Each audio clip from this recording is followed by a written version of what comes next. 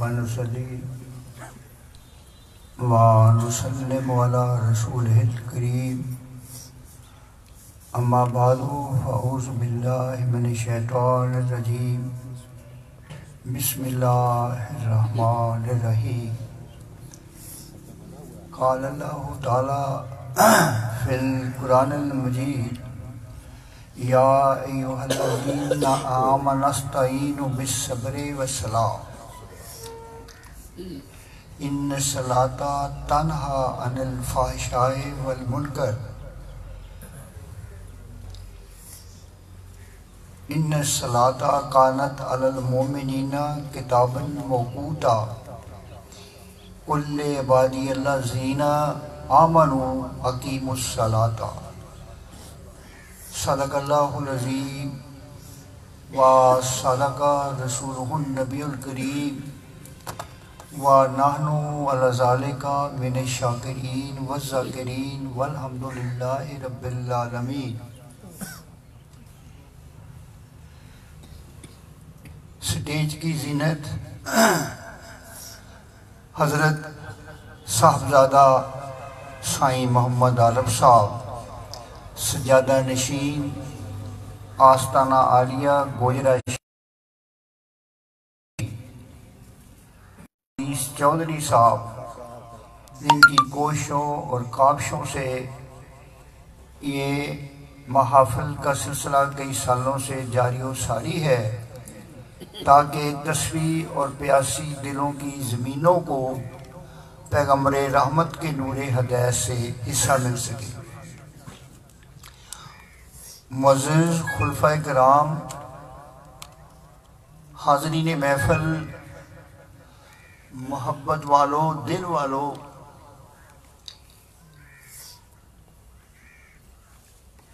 جو ٹاپک میں نے سلیکٹ کیا ہے وہ جنرل سا ہے نماز کے بارے میں۔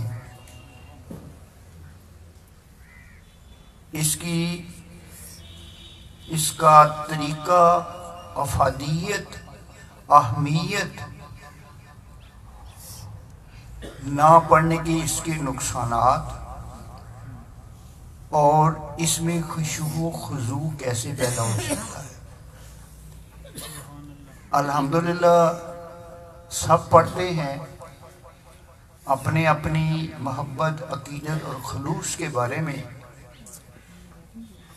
ایسی تقاریروں کا مقصد ویژن کو یا اپ کرنا ہوتا ہے یا کریکٹ کرنا ہوتا ہے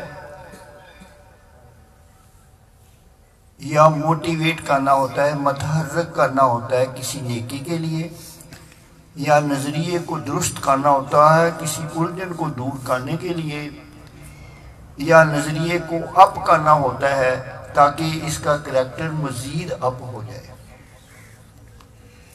ایسی مجالس میں یقیناً رسمی طور پر نہیں بیٹھنا چاہیے، بلکہ ہمتن ہمہ گوش متوجہ ہو کر گیسٹ اسپیکر کو سننا چاہیے، تاکہ اگر کچھ نکات یا کوئی ایک نکات قلب و ذہن میں آ جائے تو زندگی کی بقیہ لمحات جو ہیں ان کی سمتیں درست ہو جائیں۔ اور گیسٹ اسپیکر کو چاہیے کہ ٹائم ہی نہ پاس کرے کچھ شعر و شاعری کے ذریعے، کچھ لطائف کے ذریعے، کچھ نعروں کے ذریعے، بلکہ اگر ہو سکے اپنی استعداد کے مطابق کو اچھے پوائنٹ دے سکے۔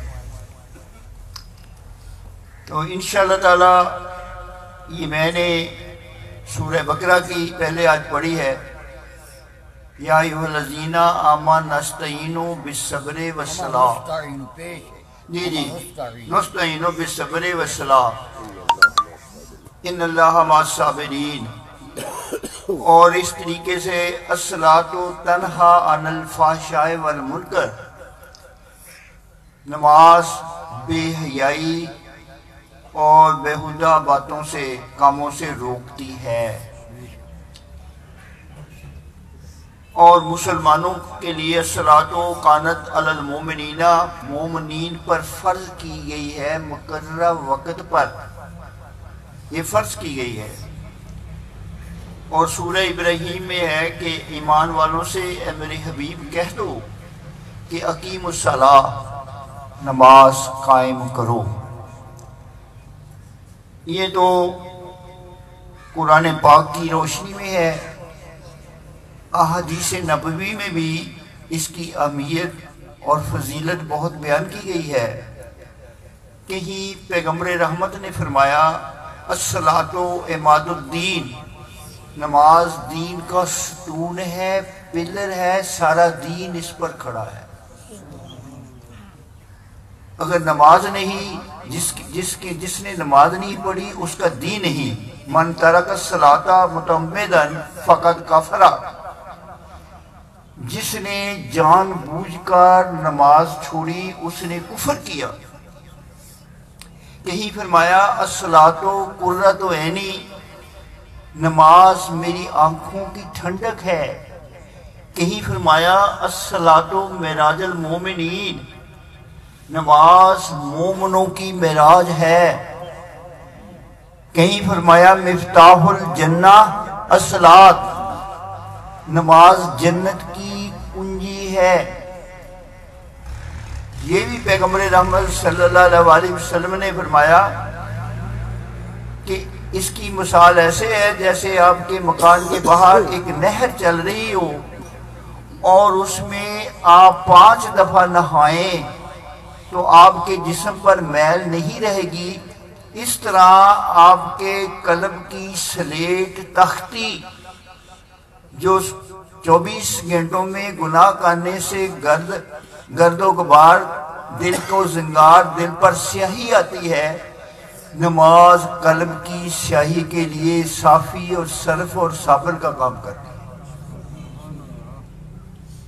پیغمبر رحمت صلی اللہ علیہ وسلم نے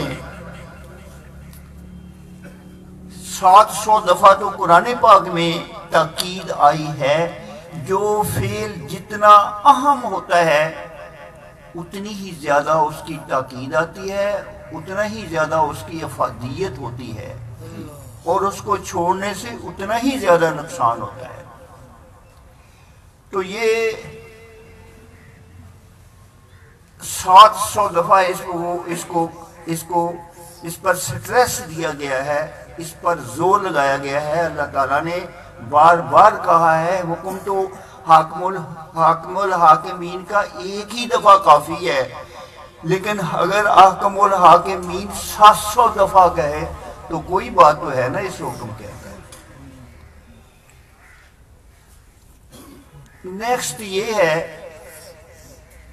کہ جتنے بھی ارکان دین ہیں وحی کے ذریعے آسمان سے زمین پر آئے ہیں، فرشتے کے ذریعے، جبریل امین کے ذریعے، لیکن یہ پیغمبر رحمت صلی اللہ علیہ وسلم کو آسمانوں پر لجایا گیا، پروٹوکول دیا گیا، مختلف آسمانوں پر فرشتوں کے لشکروں نے، انبیاء مقدسین نے پیغمبر رحمت کو ریسیپشن دی، اور پھر آپ سدرۃ المنتہا سے آگے لامکاں گئے، جہاں اللہ تعالیٰ کی پیغمبر رحمت سے 1 to 1 فیس ٹو فیس، آمنے سامنے ایک ایک رب تھا اور پیغمبر رحمت تھے، دونوں کی ملاقات ہوئی۔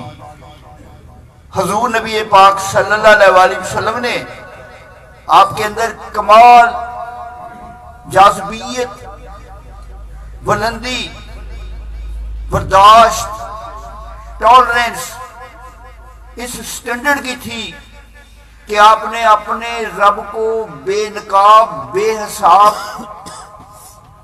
بے حجاب دیکھا، اپنے رب کو بے نقاب، بے حساب، بے حجاب دیکھا، نہ آنکھ جھپکی، نہ بے ہوش ہوئے، بلکہ سنجیدگی، متانت اور وقار کے ساتھ با ادب ہو کر اپنے رب کے حضور تشریف فرما تھے۔ وہاں جب رسالت مآب جا رہے تھے، وزٹ کر رہے تھے، مختلف آسمانوں سے جبریل کی رفاقت میں جا رہے تھے، ہر آسمان پر فرشتوں کے جرمٹ اور لشکری لشکر تھے، ہر آسمان فرشتوں سے بھرے ہوئے تھے۔ کسی آسمان پر فرشتے صرف تکبیر تحریمہ کہہ رہے تھے۔ پیغمبر رحمت کو یہ سٹائل بڑا اچھا لگا بندگی کا۔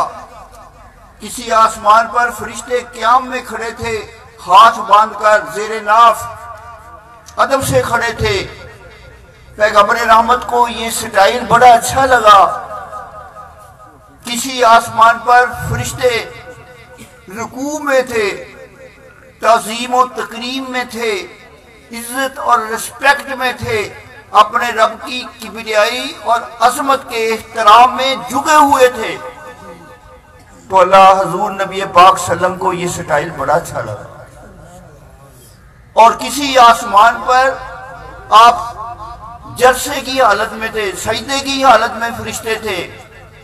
فرشتوں کا سجدے کی حالت میں کہنا سبحان ربی یا اللہ، سبحان ربی یا اللہ، یہ سٹائل بہت اچھا لگا۔ کسی آسمان پر فرشتے تشہد کی حالت میں بیٹھے ہوئے تھے۔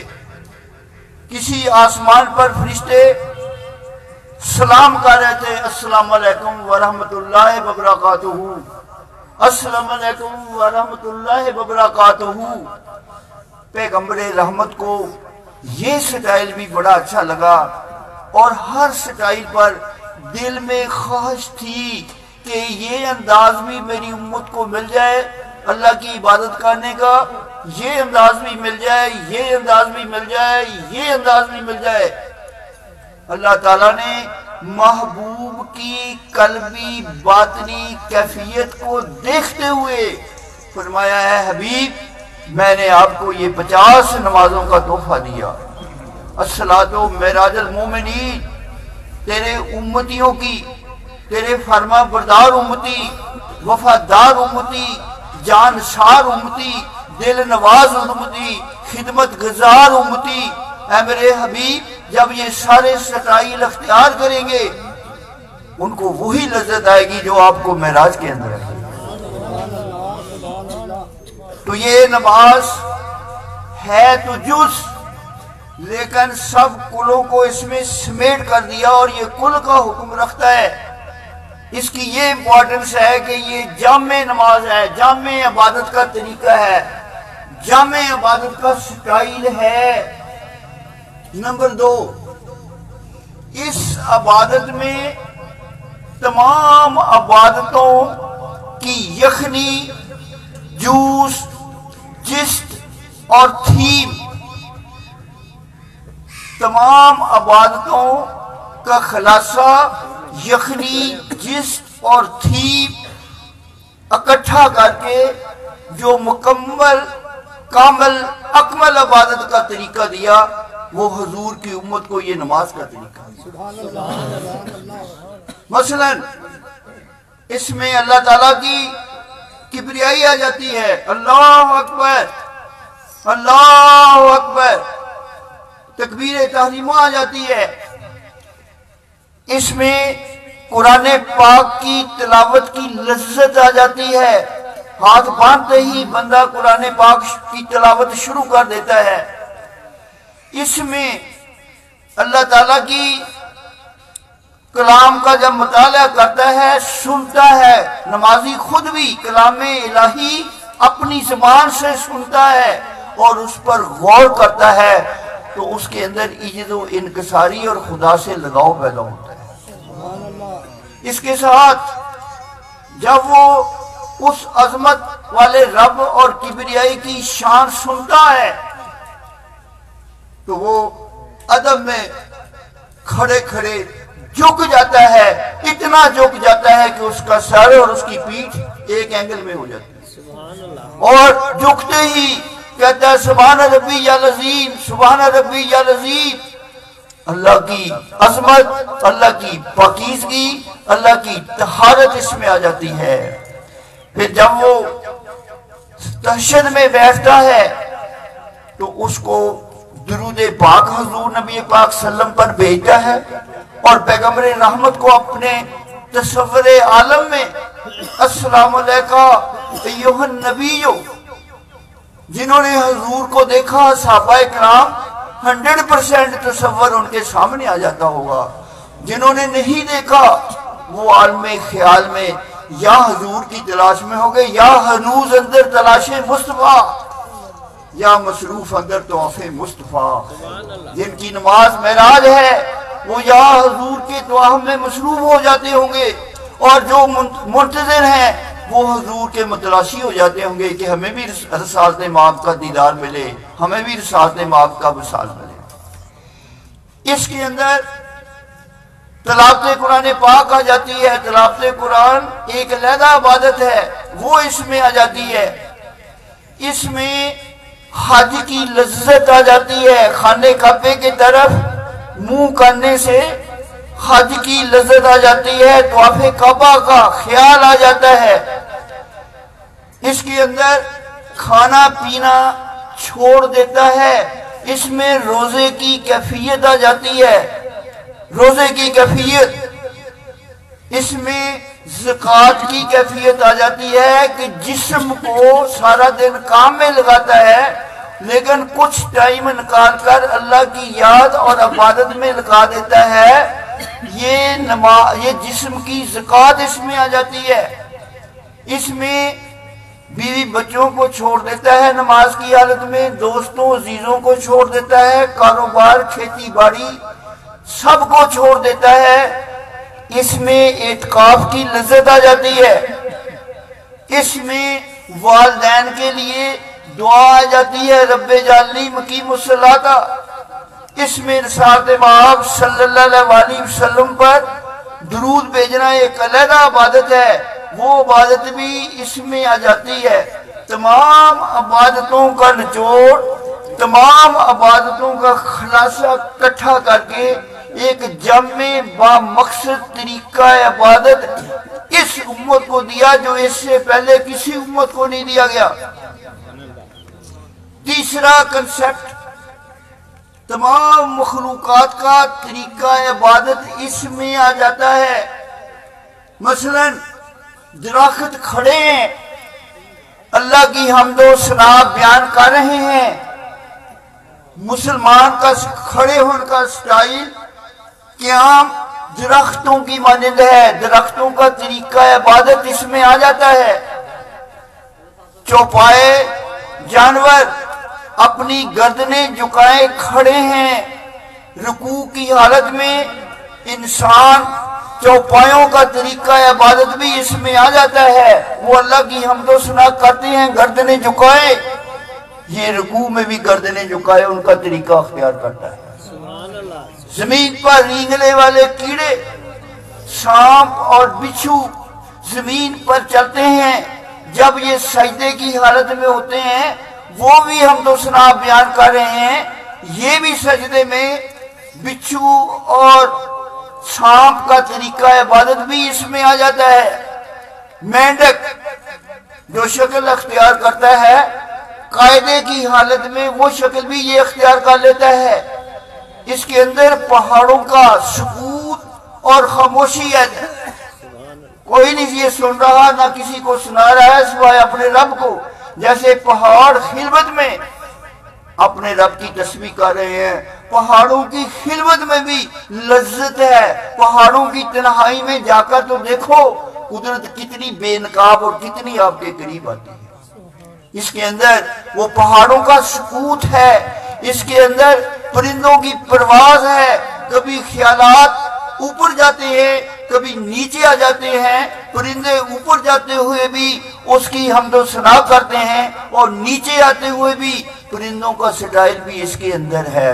تو تمام مخلوقات کا طریقہ عبادت، تمام سٹائل فرشتوں کے، انسانوں کے، مخلوقات کے اس میں آ جاتے ہیں۔ یہ جامع عبادت کا طریقہ ہے۔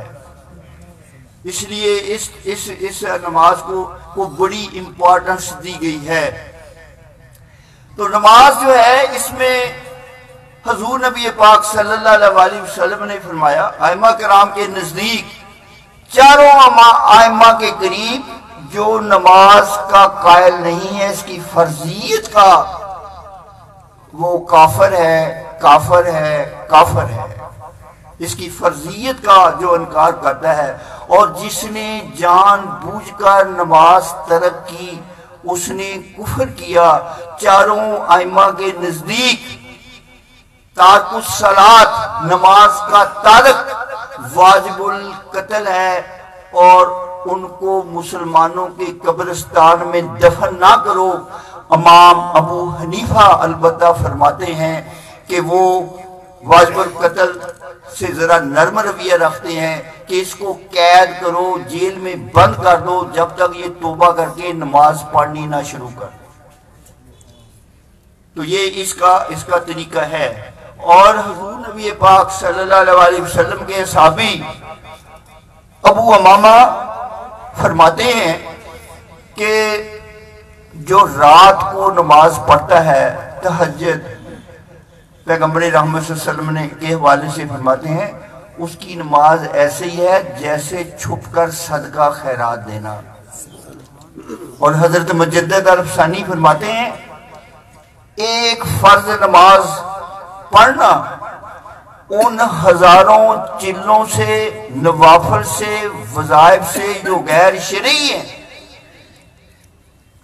ایک فرض نماز شریعت کے مطابق پڑھنا ان ہزاروں چلوں سے، ان ہزاروں وظائف سے، ہزاروں مراقبوں سے ہزار درجہ بہتر ہے جو غیر شریعت ہوں۔ اور آپ نے فرمایا کہ فرض نماز شریعت کے مطابق پڑھنا گویا ایک سمندر کی طرح ہے، اور باقی کروڑوں نوافل غیر شرعی طریقے سے پڑھے جائیں تو وہ ایک قطرے کی مانند ہے۔ اسی طریقے سے جو حضرت ابو سعید ابو الخیر فرماتے ہیں کہ نماز جو ہے تصوف کیا ہے، آپ فرماتے ہیں تصوف یہ ہے کہ قلب کو اللہ کی بارگاہ میں پیش کرنا، اللہ کی بارگاہ میں بلا واسطہ جوڑ دینا، بلا واسطہ جوڑ دینا، درمیان میں کوئی واسطہ نہ رہے، جوڑ دینا، اس کو تصوف کہتے ہیں۔ اور حضرت جنید بغدادی فرماتے ہیں کہ نماز جو ہے یہ اس میں ایک ہی فرض ہے، نماز میں ایک ہی فرض ہے کہ جب نماز میں کھڑے ہو جاؤ تمام مخلوقات کے خیال ترک کر دو، کوئی کسی کا خیال نہ آئے، اور اپنے آپ کو اپنے رب کے حضور حاکم الحاکمین کے سامنے اپنے آپ کو کھڑا پاؤ۔ وہ نظر نہیں آ رہا تو سمجھو میں کھڑا ہوں اس کے سامنے، پوری توجہ سے۔ جب آپ اس حاکم الحاکمین کے سامنے کھڑے ہوں گے تو آپ کے اندر عاجزی پیدا ہوگی، آپ کے اندر انتشار خیالات کا نہیں ہوگا، اور آپ ٹو دی پوائنٹ اپنے رب سے ہم کلام اور محو گفتگو ہوں گے۔ آپ کا ٹوٹا ہوا رشتہ، ٹوٹا ہوا تعلق خدا سے پھر جڑ جائے گا۔ تو خدا سے تعلق جوڑنے کے لیے یہ ساری چیزیں ختم کرنی پڑتی ہیں۔ حضرت مجدد الفسانی رحمۃ اللہ علیہ فرماتے ہیں کہ نماز صحیح پڑھنے کا پہلا تو اس کا ظاہر صحیح ہونا چاہیے، پھر اس کا باطن صحیح ہونا چاہیے۔ ظاہر صحیح یہ ہے کہ وقت پر پڑھی جائے اور یہاں تک ہاتھ اٹھا کر زیر ناف باندھے جائیں، نظر جو ہے وہ سجدے کی جگہ پر ہو، رکوع کے وقت ناخنوں میں ہو، پاؤں پر ہو، اور سجدے کے وقت نوک پر ہو، ناک کی نوک پر۔ تو اس طریقے سے آپ کے اندر کنسنٹریشن ہوگی۔ جب آپ رکوع کریں تو گھٹنوں کے اوپر یہ جو ہاتھ ہیں ان کو کھلا رکھو گھٹنوں کے اوپر، تاکہ گھٹنوں پر گرفت پوری طرح ہو، اور جب آپ سجدے میں اٹھ کر جلسے میں بیٹھیں یا جلسے میں جائیں، سجدے میں جائیں، تو آنکھوں کی یا ہاتھوں کی انگلیاں اس وقت بند ہوں اور یہاں کھلی ہوں. جب گھٹنوں پر رکھو جھکو تو یہ کھلی ہوں، اور جب سجدے میں جاؤ تو یہ بند ہوں، تاکہ آپ کی گرفت، آپ کی کنسنٹریشن پوری ہو سکے. اور جب سجدے میں جاؤ تو سب سے پہلے جو حصے زمین کے قریب ہیں پہلے وہ زمین پر لگاؤ. مثلا پہلے گھٹنے زمین کے زیادہ قریب ہیں تو سجدے میں جاتے ہوئے پہلے گھٹنے رکھو، پھر گھٹنوں کے بعد ہاتھ قریب ہیں، پھر ہاتھ رکھو، پھر ہاتھ کے بعد یعنی ناک قریب ہے، پھر ناک رکھو، پھر پیشانی اس کے اوپر ہے، پھر پیشانی رکھو. اور جب سجدے سے سر اٹھاؤ تو پہلے پیشانی اٹھاؤ، پھر ناک اٹھاؤ، پھر ہاتھ اٹھاؤ، پھر گھٹنے اٹھاؤ الٹی سمت میں. اور نماز کے اندر خشوع و خضوع پیدا کرنے کے لیے حضرت مجدد الفسانی رحمت اللہ علیہ فرماتے ہیں کہ ٹھہر ٹھہر کر سارے ارکان ادا کرو، ٹھہر ٹھہر کر سکون کے ساتھ ادا کرو. جس کا رکوع اور سجدہ ٹھیک نہیں ہے، جو رکوع اور سجدہ ٹھیک نہیں دیتا، جو رکوع اور سجدے کے بعد صحیح قیام نہیں کرتا، اللہ تعالیٰ اس کی نماز کی طرف دیکھتے ہی نہیں ہے.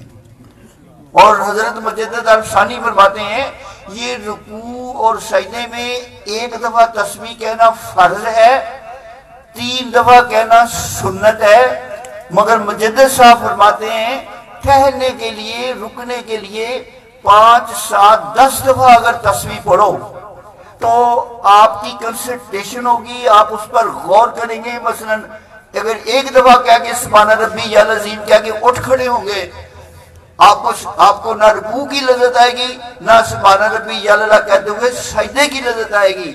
آپ نے تو توجہ ہی نہیں کی، اتنے ٹائم میں اٹھ بھی کھڑے ہوئے. کم از کم 5، 7 دفعہ کہو، پھر اس کے معنوں پر غور کرو. سبحان ربی یا اللہ، سبحان ربی یا اللہ، سبحان ربی یا اللہ، سبحان ربی یا اللہ، سبحان ربی یا اللہ، سبحان ربی یا اللہ. تو آپ کے اندر احساس پیدا ہوگا کہ میں اپنے رب سے مخاطب ہوں اور رب مجھے دیکھ رہا ہے. پھرتی نہ چلو، ٹھہر ٹھہر کر 5 سے 7 دفعہ.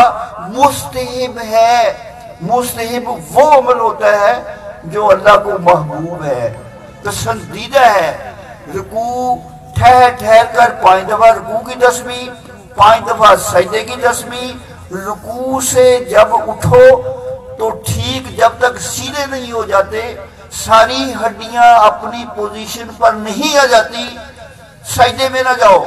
اور سجدے سے جب اٹھ کر بیٹھو ساری ہڈیاں اپنی پوزیشن پر نہیں جاتی، اس وقت تک دوسرا سجدہ نہ کرو. اللہ تعالیٰ کو ایسی نماز کی طرف پھر وہ توجہ نہیں کرتا جو ٹھہر ٹھہر کر پڑھی جاتی ہے. اس کی حمد و ثنا، تعظیم و تکریم کے الفاظ بندہ نہایت ایک فرما بردار غلام کی طرح اپنے آقا کے حضور کھڑے ہو کر جب ٹھہر ٹھہر کر اس کی تسبیح و تحلیل کرتا ہے تو اللہ تعالیٰ جل شانہ کو بھی مزہ آتا ہے اور آپ کو بھی مزہ آئے گا. اس میں اللہ تعالیٰ کی محبت اور قرب کی لذت محسوس کریں گے. اگر تیرا امام بے حضور، تیری نماز بے سرور، ایسے امام سے گزر، ایسی نماز سے گزر. اللہ تعالیٰ جل شانہ ایسی نماز چاہتے ہیں جس میں آپ کو قلب انسانی، اللہ تعالیٰ کو قلب پیش کرنا ہے نماز کی حالت میں. جسم تو کر ہی دیا. رکوع اور سجود اس کا ظاہری ڈھانچہ ہے، یہ فرض ہے، یہ سنت نبوی کے مطابق ہے، لیکن یہ اکیلا ہی جسم کافی نہیں ہے. کعبے کی طرف سمت کر لینا ہی کافی نہیں ہے. جب تک اپنے ذہن سے خیالات باقی نکال کر صرف اور صرف اپنے رب کی طرف مرکوز کرو اور مخلوق کے سارے خیالات، بیوی، بچے، دوست، یار، عزیز، بیٹے، کاروبار، نوکری، سروس، رشتہ دار، سارے خیالات موقوف کر دو اور یہ سمجھو کہ آپ سب سے بڑے بادشاہ کے حضور کھڑے ہیں، جس کے حضور کھڑے ہو کر ادھر ادھر دیکھنا بھی بے ادبی ہے، اونچی بولنا بھی بے ادبی ہے۔ ہم بڑے آفیسر کے سامنے نہیں ایسی گستاخی کرتے، پروٹوکول دیتے ہیں، تو جو سب سے بڑی ہستی ہے، بڑی ذات ہے، اس کے سامنے کتنا اہم پروٹوکول چاہیے۔ وہ کہتے ہیں ادب سے میری تعظیم و تقریب میں کھڑیں، میری حمد و ثنا میں کریں، سجدہ کریں۔ اس سجدے سے پھر اس کو وہ لذت آتی ہے۔ مجدد الفسانی فرماتے ہیں نماز سے بڑھ کر کسی عبادت میں قرب الہی اتنا نہیں ملتا جتنا نماز میں ملتا ہے۔ واسجد واقترب، سجدہ کر اور قریب ہو جا۔ سجدہ اللہ تعالیٰ کو بہت محبوب ہے۔ کیوں محبوب ہے؟ سجدے میں انسان کی انا کی نفی ہو جاتی ہے۔ انسان ہر سوسائٹی میں، ہر محفل میں اپنے سر کو، اپنے ناک کو بلند رکھنا چاہتا ہے، جسم کا ٹاپ موسٹ حصہ بلند رکھنا چاہتا ہے، لیکن واحد نماز ایک ایسی عبادت ہے جس میں ایسی شکل بنتی ہے کہ جسم کا سب سے اوپر کا حصہ دماغ، فور ہیڈ، ماتھا، پیشانی، جسم کے سب سے نچلے حصے ایڑی سے بھی نیچے چلا جاتا ہے۔ جب پیشانی ایڑی سے بھی نیچے چلی جاتی ہے تو یہ جو نفی ہوتی ہے حسن کی، دولت کی، عہدے کی، منصب کی، علم کی، سٹیٹس کی، ڈگری کی، دولت کی، فیکٹریوں کی، عہدے کی، جب یہ نفی ہوتی ہے اور بندہ ہی الٹا ہو جاتا ہے اللہ کی بارگاہ میں، تو اللہ تعالیٰ کو یہ نظارہ بڑا اچھا ہے۔ اور قرآن پاک میں فرمایا واسجد واقترب، سجدہ کر اور قریب ہو جا۔ یہ آیت سجدہ تلاوت کی ہے، اس کو بینی دفعہ آپ چپ نہیں رہ سکتے۔ سجدہ تلاوت نہیں ہوگا، سجدہ تلاوت کرنا پہنا نا کالن بات ہے، لیکن حوالہ تو دینا نا، تقریر کر رہے ہیں۔ چپ رہے ہیں ہاں، واسجد واقترب جتنی دفعہ پڑھو سجدہ تلاوت ہوتی ہے، لیکن سمجھانے کے لیے تو کہنا پڑتا ہے نا، بتاؤ کیا کروں، آپ بتا دیں اٹھ کے۔ تو یہ نماز کی امپورٹنس اور سجدے کی امپورٹنس بتائی جا رہی ہے پیارے۔ تو اللہ تعالیٰ کو یہ سین بڑا اچھا لگتا ہے۔ مسٹر فرعون جس نے خدائی کا دعویٰ کیا، اس نے کہا تھا کہ میں خدا ہوں۔ حضرت موسیٰ علیہ السلام نے کہا خدا وہ ہے جس کا کوئی شریک نہیں، تو جھوٹا ہے۔ تو اس نے مخلوق نے کہا کہ اگر تو سچا خدا ہے مسٹر فرعون تو پھر کل بارش کر دے۔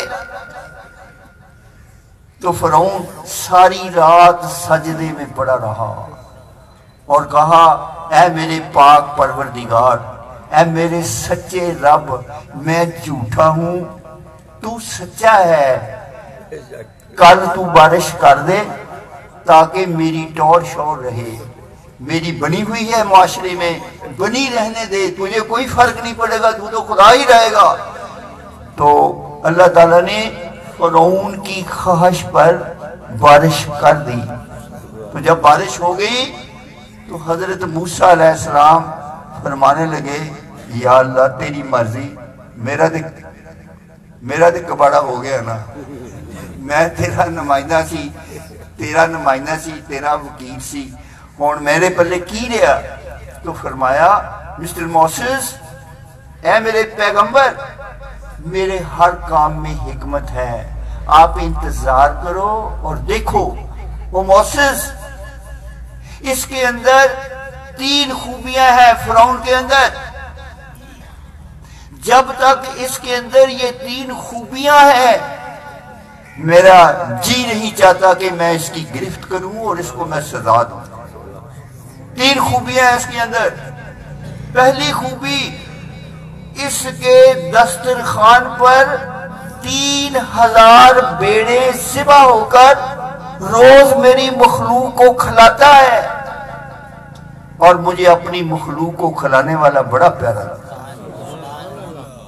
وہ کتنا بھی گناہ گار ہو میں اس کی گرفت نہیں کرتا، وہ یتیموں کو، غریبوں کو، مسکینوں کو، بھوکوں کو اس کے دسترخوان سے کھا کر جاتے ہیں، میرا دل نہیں چاہتا کہ میں اس کو سزا دوں۔ دل چاہنا بھی ایک فکرہ ہے، ورنہ اللہ کا دل نہیں ہے، کوئی اور نہ اٹھ کے کہتے۔ تو اسی طریقے سے دوسری خوبی اس کے اندر یہ ہے کہ یہ ڈیلی میرے آنے والے محبوب کی مسواک کرتا ہے، سنت کرتا ہے، اور مجھے اپنے حبیب کی سنت بہت پیارا ہے۔ میں اپنے حبیب کی سنت پر عاشق ہوں، جس میں میں رنگ مصطفیٰ دیکھتا ہوں اس پر قربان ہو جاتا ہوں۔ مجھے فرعون کی یہ ادا، اے موسیٰ اے میرے قریب، مجھے فرعون کی یہ ادا اچھی لگتی ہے کہ وہ ڈیلی اٹھ کر مسواک کرتا ہے، اور سنت نبوی میں بے شمار حکمتیں ہیں۔ 70 بیماریوں کا علاج، پیٹ کی 70 بیماریوں کا علاج مسواک میں ہے، پیغمبر رحمت نے فرمایا۔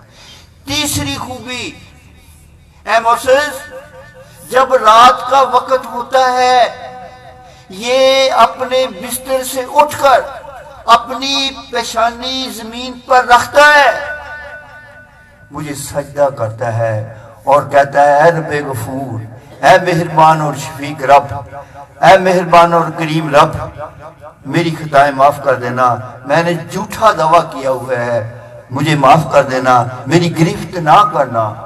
سجدہ، اے موسیٰ مجھے سجدہ بہت پیارا ہے، سجدہ بہت پیارا ہے۔ تو چنانچہ اس کا ایک وزیر اعظم تھا مسٹر حامان، اس کا وزیر اعظم تھا مسٹر حامان، اس نے فرعون کو کہا کہ سر یہ فضول خرچی ہے، ویسٹیج ہے، گورنمنٹ ایکسچیکر، گورنمنٹ خزانے کا یعنی فضول خرچی ہے، یہ بیڑے بیڑے کھلانا، یہ مخلوق کو کھلانا چھوڑو، خود کمائے اور کھائیں۔ فرعون اس کی باتوں میں آ گیا اور کھلانا چھوڑ دیا۔ پھر وہ رات دیر تک جاگتا رہا، صبح جلدی اٹھا، ایک تو رات کو سجدہ نہیں کر سکا اور ایک جلدی میں مسواک نہیں کر سکا۔ فرمایا اے موسیٰ آج اس کی گرفت کا وقت آ گیا ہے، آج اس کی گرفت کا وقت آ گیا ہے، اس سے یہ تینوں کام اس کی اپنی کوتاہی کی وجہ سے ختم ہوئے، میں نے پھر بھی کوئی زیادتی نہیں کی، آج میں اس کو دریائے نیل میں غرق کر دوں گا۔ تو سجدہ خواہ فرعون کرے، خدا ہونے کا دعوے دار کرے، وہ اللہ تعالیٰ کو اتنا محبوب ہے کہ اس کی سزا ملتوی کر دی جاتی ہے، پوسٹ پون کر دی جاتی ہے۔ اگر حضور کا امتی سجدہ کرے تو اس کو کیا سٹینڈرڈ ملے گا؟ اس کو کیا سٹینڈرڈ ملے گا؟ اس لیے نماز جو ہے تمام عبادتوں کا مغز اور نچوڑ ہے، اور نماز جو ہے حضور نبی پاک صلی اللہ علیہ وآلہ وسلم حضرت امام حضرت مجدد الفسانی فرماتے ہیں کہ نماز جو ہے نا یہ محبوب کے جلووں کو اللہ تعالیٰ نے، اگر جلوہ اگر نماز نہ ہوتی تو محبوب کا جلوہ کیسے بے نقاب ہماری آنکھوں کے سامنے ہوتا، اور کیسے طالبین مطلوب کی طرف بھاگتے ہیں۔ یہ نماز ہے، اور آپ نے فرمایا سب سے اعلیٰ ترین درجہ عبودیت کا سب سے اعلیٰ ترین درجہ نماز ہے، اس کے بعد معبودیت کا درجہ شروع ہوتا ہے، تجدد کا، تنزہ کا، اور معبودیت کا درجہ نماز کے بعد شروع ہوتا ہے۔ نماز عبودیت کے درجے کی معراج ہے، اس سے زیادہ کسی اور عبادت میں نہیں ہوتا۔ حج بھی بڑی اچھی عبادت ہے، اس سے بھی سارے گناہ معاف ہو جاتے ہیں اگر اس کی شرائط کے مطابق حج کیا جائے۔ زکوٰۃ دینے سے بھی گناہ معاف ہو جاتے ہیں اگر حلال مال سے، حلال طریقے سے حلال لوگوں کو دیا جائے۔ اسی طریقے سے روزے سے بھی سارے گناہ معاف ہو جاتی ہیں۔ یہ سارے سب سے نیکیاں ملتی ہیں، لیکن یہ جو نماز ہے اس میں وہ اپنا ذاتی قرب عطا کر دیتا ہے بندے کو۔ اور وہی لذت عطا کر دیتا ہے جو حضور نبی پاک صلی اللہ علیہ وسلم کو معراج میں نماز ہوئی. جب حضور نبی پاک صلی اللہ علیہ وسلم پر زمانے کی تکالیفیں گراں گزرتی تھی تو آپ کہتے تھے ارحسنی یا بلال اسرادو یا بلال، اے بلال اذان دو اور مجھے نماز سے راحت عطا کرو. جب پیغمبر رحمت آسمانوں کی وسعتوں پر گئے، لامقام میں پہنچے جہاں کوئی نہیں تھا، ایک آواز آئی کف یا محمد صلی اللہ علیہ وسلم، اے پیغمبر رحمت رک جائیے، آپ کا رب نماز میں ہے. تو یہ وہ تحفہ ہے. اور حضرت خواجہ حسن بصری رحمت اللہ علیہ فرماتے ہیں کہ 3 اعزاز ہیں نمازی کو 3 اعزاز ہیں. پہلا اعزاز جب وہ نماز کے لیے کھڑا ہوتا ہے تو اللہ کی رحمتوں کی گٹائیں چھا جاتی ہیں اور نیکیوں کی بارش اس کے وجود پر شروع ہو جاتی ہے. اور دوسرا فائدہ اس کو یہ اعزاز ہے، جب نمازی نماز پڑھتا ہے تو فرشتے چاروں طرف سے کھڑے ہو کر اس کی زیارت کرتے ہیں کہ یہ بندہ کیسے طریقے سے خدا کی پوجا کر رہا ہے. اور تیسرا، جب بندہ کھڑا ہوتا ہے نماز میں تو ایک فرشتہ سامنے اعلان کرتا ہے کہ اے نمازی، اگر تو دیکھ لے کہ تو کس کے سامنے کھڑا ہے اور کس کی عبادت کر رہا ہے تو ساری زندگی سجدے سے نہ اٹھے اور اسی میں آپ کی ڈیتھ ہو جائے. ایک پیغمبر نے کہا یا اللہ تیرے قرب اور رضا کا کیا طریقہ ہے؟ فرمایا اے پرافٹ، اے پیغمبر، مجھے 3 چیزیں عطا کر دے. نمبر 1، اپنے دل کا خشوع و خضوع، یہ مجھے عطا کر دے. اور اپنے دل کا خشوع و خضوع عطا کر دے. اپنے جسم کی نیاز مندی عطا کر دے. یہ رکوع اور سجود کیا ہیں؟ یہ نیاز مندی تو ہیں. اے پیغمبر، مجھے دل کا خشوع و خضوع، عجز و انکساری، اپنی نفی، نگیشن، عاجزی، انکساری. حضرت موسیٰ علیہ السلام کوہ طور کی طرف گئے، آپ نے دیکھا کہ ایک پہاڑ رو رہا ہے، پتھر رو رہے ہیں. آپ نے فرمایا کیا ہوا؟ فرمایا ہے پیغمبر، سنا ہے کہ جہنم کے ایندھن پتھر اور انسان ہوں گے، میں سمجھ رہا ہوں کہ ہی میں نہ ہوں. فرمایا اوکے، میں آپ کی سفارش کرتا ہوں.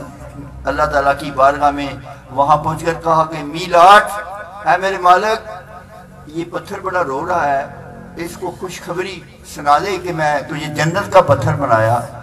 تو حضرت موسیٰ علیہ السلام نے اس کو خوشخبری سنائی. دوبارہ پھر گئے تو وہ رو رہا تھا. پوچھا اب کیا ہوا؟ کہا ہے موسیٰ پہلے یعنی خوف کے آنسو تھے، اب شکر کے آنسو، اب شکر کے آنسو ہیں. اسی طریقے سے حضرت موسیٰ علیہ السلام ایک قبرستان کے پاس سے گزرے تو دیکھا کہ وہ ساری قبریں جہنم کے گڑھوں میں سے گڑھے بنے ہوئے، سب کی قبریں. تو حضرت موسیٰ علیہ السلام نے فرمایا کہ یا اللہ، جب دوبارہ واپس آئے تو دیکھا وہ سب کی قبریں جنت کے باغوں میں سے باغ بنی ہوئی ہیں. پوچھا اے اللہ، مرنے کے بعد تو مولت عمل ختم ہو جاتی ہے، اب انہوں نے کون سا عمل کر لیا جو جہنم کے پہلے گڑھے بنے ہوئے تھے اب جنت کے باغ بن گئے سب کی قبریں؟ فرمایا مسٹر موسیس، اے میرے پیغمبر، اے موسیٰ علیہ السلام، جب میں نے ان قبروں کی طرف دیکھا میری نگاہ رحمت نے، میں نے دیکھا کہ ان کی ہڈیاں گل چکی ہیں، ان کے کفن سڑ چکے ہیں، ان کا خون ریزہ ریزہ ہو چکا ہے، گوشت ریزہ ریزہ ہو چکا ہے. اے موسیٰ، مجھے بڑا ترس آیا، میں نے نگاہ رحمت ڈالی اور سب کو جنتی بنا دیا. حضرت موسیٰ علیہ السلام فرماتے ہیں کہ حضرت موسیٰ علیہ السلام کو اللہ تعالیٰ نے فرمایا اے موسیٰ، پتہ میں نے آپ کو پیغمبر کیوں بنایا؟ فرمایا یس میلاد میرے آقا، آپ بتائیں. فرمایا عالم ارواح میں تیری روح سب روحوں کے نیچے پڑی ہوئی تھی. اس دنیا میں آنے سے پہلے جہاں روحیں ہیں اس کو عالم ارواح کہتے ہیں. عالم ارواح میں تیری روح سب روحوں کے ساتھ نیچے پڑی ہوئی تھی. اور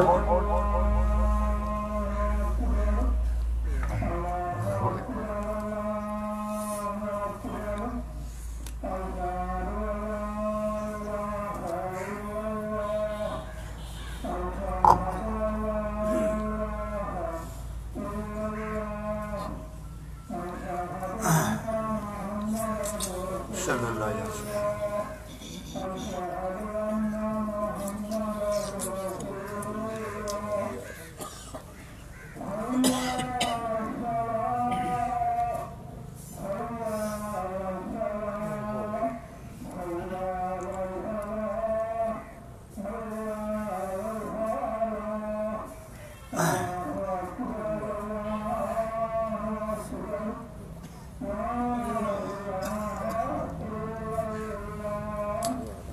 اللہم ربا سید التوات التمات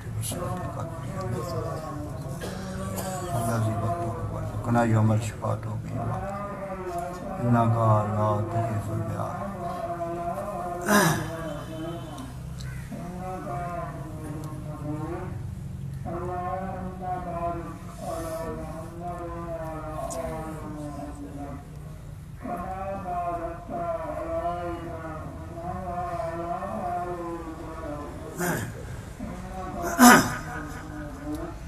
اے موسیٰ تیری روح عالم ارواح میں سب روحوں کے نیچے پڑی ہوئی تھی اور تو عجز و انکساری سے کہتا ہے میں تو کچھ بھی نہیں ہوں، مجھ سے سب اچھی ہیں.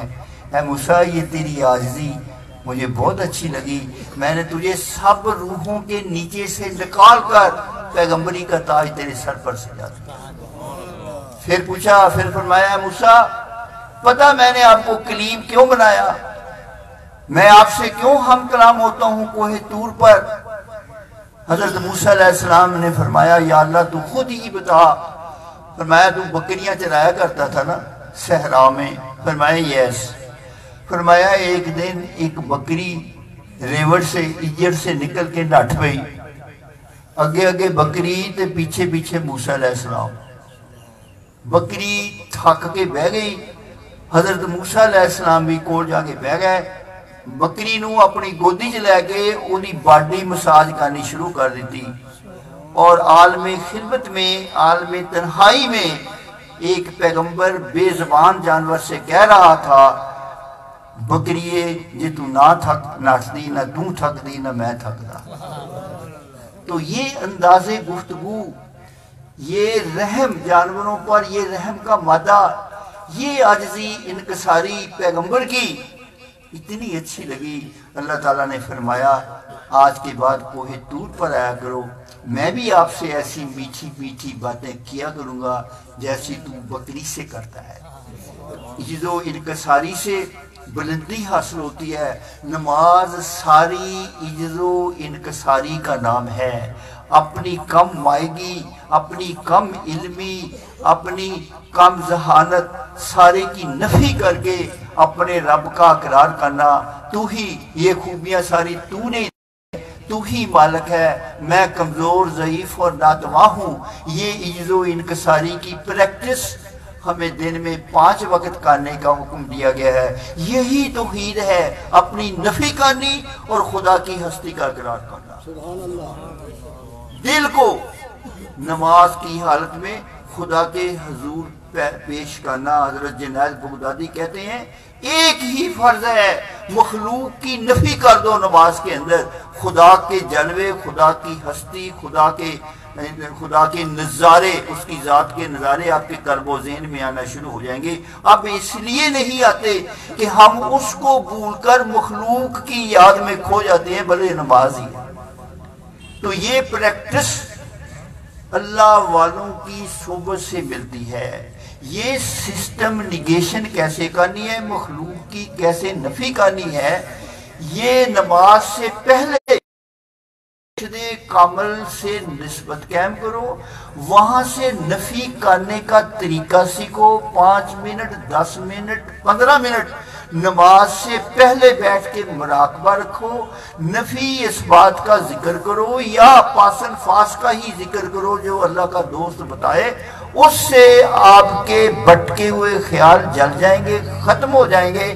جب آپ خیالات سے فری ہوں گے پھر آپ نماز کے ہاں کھڑے ہوں گے تو پھر غیر اللہ نکل جائے گا اور اللہ آ جائے گا، غیر اللہ نکل جائے گا۔ ٹھہر ٹھہر کر رکوع اور سجدہ دو، اور جو کچھ پڑھتے ہیں اس پر غور کرو۔ 5-7 دفعہ کہو گے نا سبحان ربی العظیم تو ایک آدھی دفعہ یہ غور ہو جائے گا کہ میں کیوں کہہ رہا ہوں، وہ واقعی عظیم ہے تو میں اس کی عظمتوں کا اقرار کر رہا ہوں، تو اب اس کو میں پریکٹیکلی بھی اپنی زندگی میں اس کو عظیم سمجھ لوں گا۔ تو قلب کو غیر اللہ سے پاک کرنا اس ذات کی آگ جلاتی ہے، مرشد کامل کا تصور جلاتا ہے، اور اتباع رسالت مآب حضور نبی پاک صلی اللہ علیہ وآلہ وسلم کی اتباع کاملہ قیامت کے دن طریقت اور حقیقت کے بارے میں حضرت مجدد الثانی فرماتے ہیں قیامت کے دن طریقت اور حقیقت کے بارے میں سوال نہیں ہوگا، قیامت کے دن شریعت کے بارے میں سوال ہوگا۔ اتباع رسالت مآب حضور کی سیرت کو، سنتوں کو سٹڈی کرو، کوئی کتاب اپنے سرانے رکھو، اپنی الماری میں رکھو، فارغ ٹائم میں دیکھو کہ مختلف موقعوں پر مختلف کاموں میں حضور کا طرز عمل کیا تھا۔ سنت نبوی میں جتنا ڈالتے جاؤ گے اسلام کے مطلوبہ مرد مومن بن کے نکلتے آؤ گے، اتنے ہی اعلیٰ انسان بنو گے۔ یہ وہ بہترین سانچہ ہے، یہ وہ بہترین سچہ ہے جس میں یہ را میٹیریل، آدم کا را میٹیریل جب پیغمبر کی لائی ہوئی شریعت کے سانچے میں ڈل جاتا ہے تو پھر یہ آدم خلیفۃ اللہ بن کے نکلتا ہے، محبوب الہی بن کے نکلتا ہے، تمام مخلوق سے اعلیٰ بن کے نکلتا ہے، second in command, next to God, masterpiece of almighty اللہ۔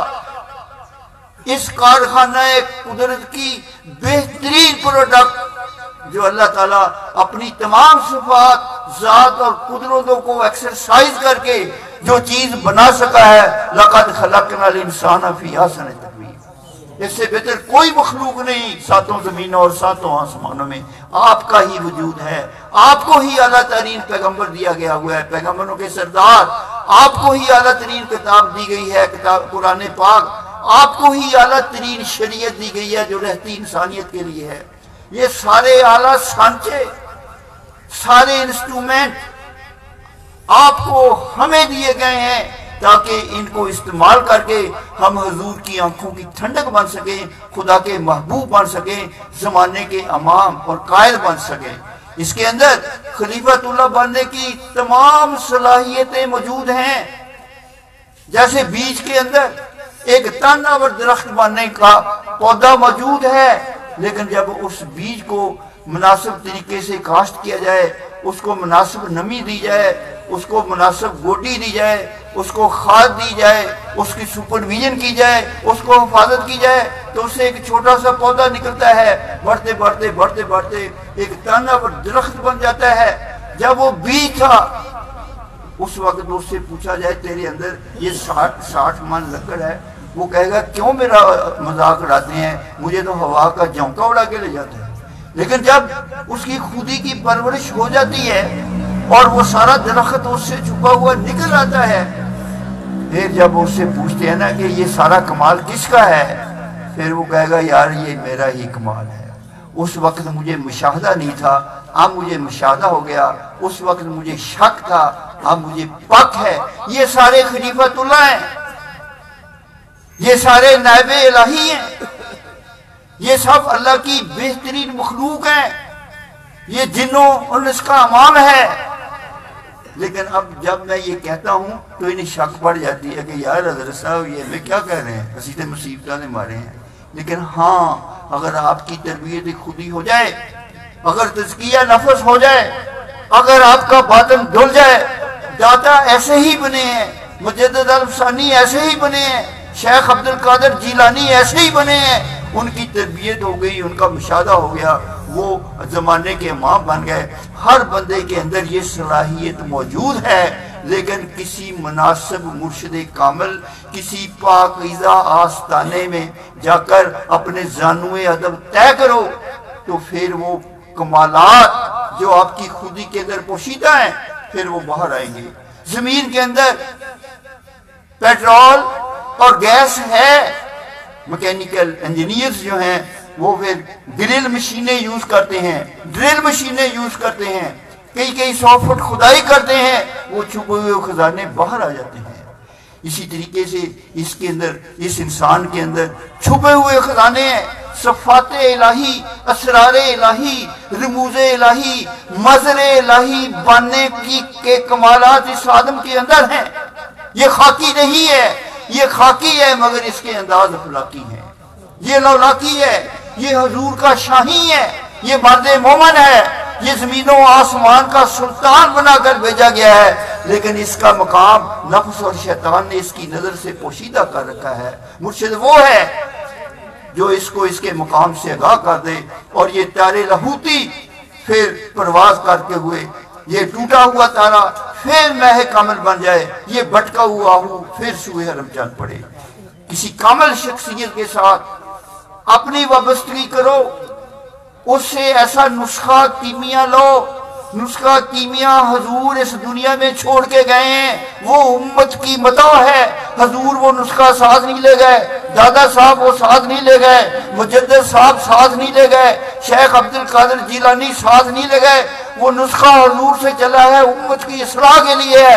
امت آج بھی موجود ہے، اس وقت کے وہ دادا تھے، آج کے دادا کوئی اور ہوں گے۔ سٹیشن ماسٹر نہیں بدلتے، سٹیشن ماسٹر بدلتے ہیں، سٹیشن نہیں بدلتے۔ غوثیت وہی ہے، مجددیت وہی ہے، صرف شخصیتیں بدل گئی ہیں۔ تو تلاش کرو کسی صاحب نظر کو، ہو جاؤ غلام کسی بندہ مومن کے، تاکہ خود شناسی، خود آگاہی، خود بینی، جہاں بینی، خدا بینی آئے، تمہیں پتا چلے ہے کیا۔ یہ وجود 5-6 فٹ کا 1 یونٹ بلڈنگ جو نظر آتی ہے یہی نہیں ہے، اس کے اندر زمین و آسمان کے خزانے ہیں، اور زمانہ اس کا طواف کر رہا ہے۔ مگر تلاش کرنے کے لیے شریعت مطہرہ کے انسٹرومنٹ چاہیے، طریقت کا اسلحہ چاہیے، مرد کامل جیسا انجینئر چاہیے جو تمہارے دل کی زمین کی کھدائی کر کے اس میں چھپے ہوئے محبت کے، توکل کے، استغنا کے، درد دلی کے، پیار کے، اخلاص کے، دیانتداری، ایمانداری، رواداری، بردباری سب اس وجود کے اندر رکھی ہوئی ہے۔ نکالنے کا وال آنا چاہیے۔ بھیکا بھوکا کوئی نہیں، ہر گٹھڑی میں چلا۔ بھیکا بھوکا کوئی نہیں، ہر گٹھڑی میں چلا۔ کھولن دا ول نہیں آندا، تائیوں پھر کگار۔ یہ ہاتھ، اس کو روز پاخانہ لگتا ہے، یہ صاف کر لیا جاتا ہے۔ اس کی فطرت پاخانہ اس کی فطرت کو خراب نہیں کرتا، ناپاک نہیں کرتا۔ وقتی طور پر غلاظت اس ہاتھ کو لگتی ہے، جب دھو لیا جائے تو پھر پاک ہو جاتا ہے۔ یہ پاک ہے، صرف گناہوں کی نالی میں پڑا ہوا ہے، اس کو اٹھا کر دھو لو پھر پاک ہے۔ ہیرا اگر گندی نالی میں پڑا ہے تو کیا خیال ہے وہ ہیرا نہیں ہے؟ وہ ہیرا ہے۔ جہاں تک گندگی کی تہ ہے وہاں تک گندگی ہے، جہاں ہیرے کی حد شروع ہوتی ہے وہاں سے ہیرا ہیرا ہے۔ جوہری جواہری جب اٹھا کر دھو لیتا ہے اس کی چمک دمک وہی ہوتی ہے۔ شاہی باز اگر اس کے پر بندھے ہوئے ہوں اور زمین پر پڑا ہو، بچے اسے ٹھوکریں مار رہے ہو، اسے کینکریاں مار رہے ہو، کیا خیال ہے وہ باز نہیں ہے؟ اس کی جنس شاہینی، اس کا اصل شاہینی، وہ پرندوں کی دنیا کا درویش اور بادشاہ ہے۔ کوئی اس کے پر کھول دے وہ پھر بلندیوں کی طرف اڑ جائے گا۔ یہ سب شاہی ہیں، شاہین مصطفیٰ ہیں، یہ حضور کا ہر امتی شاہی ہے۔ نفس اور شیطان نے پر باندھے ہوئے ہیں، جو اس کے پر کھول دے وہ اس کا مرشد ہے، اس کا شیخ ہے، اس کا استاد ہے، اس کا سپروائزر ہے۔ بہت نازک ہے منظر تیری زندگی کی، تعاون کر کسی مرد خضر سے، پیر رومی رافی کے راہ ساز، تا تورا بخشت خدا سوزو خدا۔ کسی رومی کے چوکھٹ کو جا کے چوم لے تاکہ تیری اس مٹی کو اکسیر بنا دے۔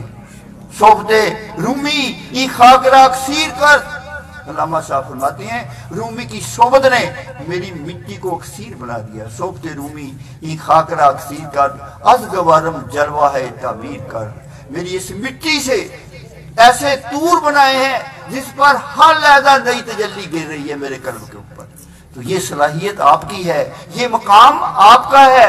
نفس اور شیطان نے آپ کو خورد و نوش کی دنیا میں بکریاں گائے اور فصلوں میں لگا دیا ہے، روٹی اور بوٹی میں لگا دیا ہے، صرف نفس پرستی اور شہوت پرستی میں لگا دیا ہے، عورت اور دولت کے پیچھے لگا دیا ہے۔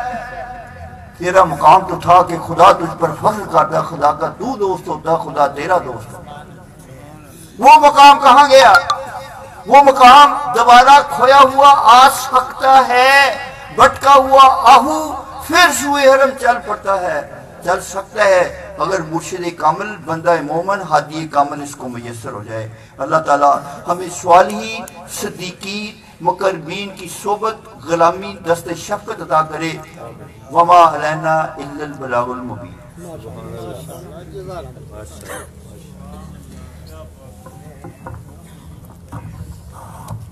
اسٹینڈ چیک کرو۔